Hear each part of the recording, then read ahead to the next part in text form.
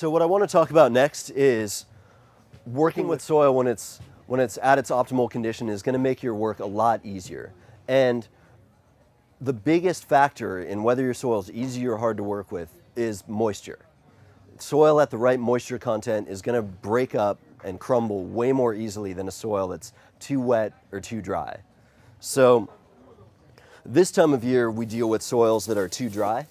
You know, it's been dry all summer, and soils with any amount of clay in them get really hard when they get dry. So this is a soil that's, you know, been dry. It's been in my greenhouse, hasn't been watered at all. It's just sitting in there in the corner.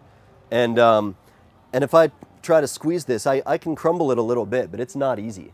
It takes a lot of effort to crumble this soil.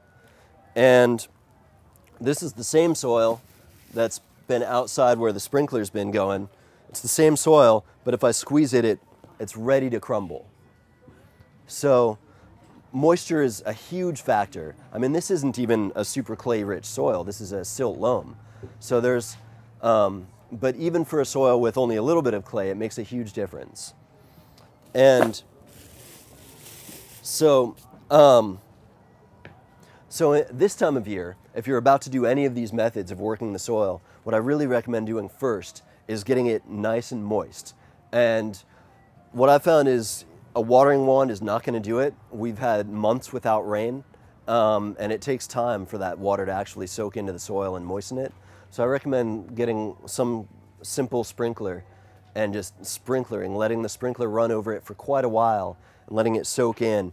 And you can actually see, what I'll do periodically is just stick the fork in and just see how deeply that moisture is soaking in. Because after it's been really dry, you get a really noticeable color change with the dry soil, you know. So you'll start to water and the soil will turn dark with moisture, and you'll stick the fork in, and at first 3 inches down, 2-3 inches down, it's still going to be the drier color, the dry hard soil. And so you just need to leave that sprinkler running until it soaks down deep enough. The alternative, if you don't want to spend time doing that, is you can wait till we get the first rains. So if you're not trying to really do anything with your garden bed this fall except prepare it for next year, you can just wait for the first rains to start soaking in your soil and then do this work. But eventually it's going to get too wet. I'll go to that next. But so what I do is I run a sprinkler over it for a while, let it soak in, and then turn the sprinkler off and wait a couple days. Usually you have to wait about 2 days for the moisture in the soil to so that there's no free moisture in the soil, so that it's all soaked into the soil itself. And at that point, you can stick the fork in, break it up, and even soils that are pretty hard, that haven't been worked before, will crumble with some relative ease. The alternative, the thing we face in the springtime, if you're working in garden beds in the spring, we have the opposite effect. Soils stay wet for a long time, especially just depending on your soil or where you are, where the water table is on your site. The soil could stay really wet, and I didn't bring any examples of soil that's too wet, but a sure giveaway is if you stick the fork in and loosen it and any of it sticks to the fork, your soil's too wet. And soil that's too wet to work, two things will happen. One, you have kind of a similar effect. It takes more effort to actually break it into a crumb structure, into fine particles, because it wants to stick together. And you're gonna have to chop at it way more to get it to crumble. And the other thing that happens is when you work soil that's too wet, you end up smashing it. Even if you're not stepping on it or squeezing it, just the action of moving a shovel or a fork through wet soil will compact it on a micro level. It'll push out those air and water gaps that our roots need to grow through. So working with soil that's too dry is just ridiculously hard. Working with soil that's too wet is a little bit hard, but can also be damaging. So in the springtime, it's a matter of waiting till our soils dry out enough so that they can crumble when we squeeze them and not stick to our fingers or stick to the fork. And in this time of year, it's a matter of actually getting the soils moist again so that they're willing to crumble for us. So these are my favorite tools. If I only had 3 tools in the garden, these would be them.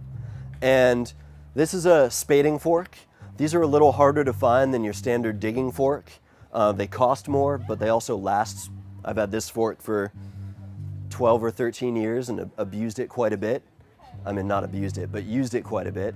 And so this was a, you know, a $50 or $55 fork when I got it, but it's lasted quite a long time.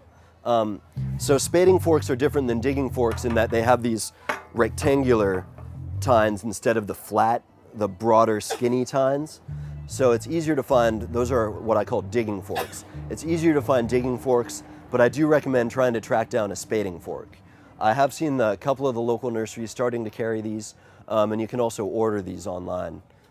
Companies like Peaceful Valley Farm Supply have these. And so spading forks are your initial tool for getting into the ground, loosening it to a good depth. At first, if you stick this into hard soil that hasn't been worked before, you don't want to expect to stick it in, you know, to its full depth. What I like to do is stick it in, pull back and loosen it, loosen the first few inches, and then come back and do a second pass with the fork that gets a little deeper. And I do that enough until I can actually stick it all the way to its full depth and break it loose. And break loose, but it's not going to necessarily break apart. At that point, you'll be left with a lot of chunks, often big chunks. But if the moisture's right, those chunks will be somewhat willing to break apart with a little bit of persuasion. And that's where my second favorite tool comes in. I like just the iHoe because you can use it for your heavy work, for taking out big weeds or for peeling back turf, but you can also use it as a finishing hoe to break up some of those chunks after you forked it loose. So fork it loose and then chop at it with the hoe to break up those chunks. It's still going to be chunky. Most likely it's still going to be somewhat chunky after you've hoed it a bunch. And so that's where the rake comes in. The rake is not just good for raking up materials, but if you rake back and forth across the surface of the bed without really trying to move the soil anywhere, just sort of kneading through it with the rake is actually going to break up some of those clods, and it's also going to sort the finer soil from the chunky stuff. The chunky stuff is going to get sorted to the top, at which point you can either pull it off the bed and compost with it, or you can chop at it more with the hoe and rake it back in. So this talks about all of the things I just talked about and a lot more. It's Humboldt Kitchen Gardener, and I'm gonna just hang around here for a few more minutes if any of you are interested in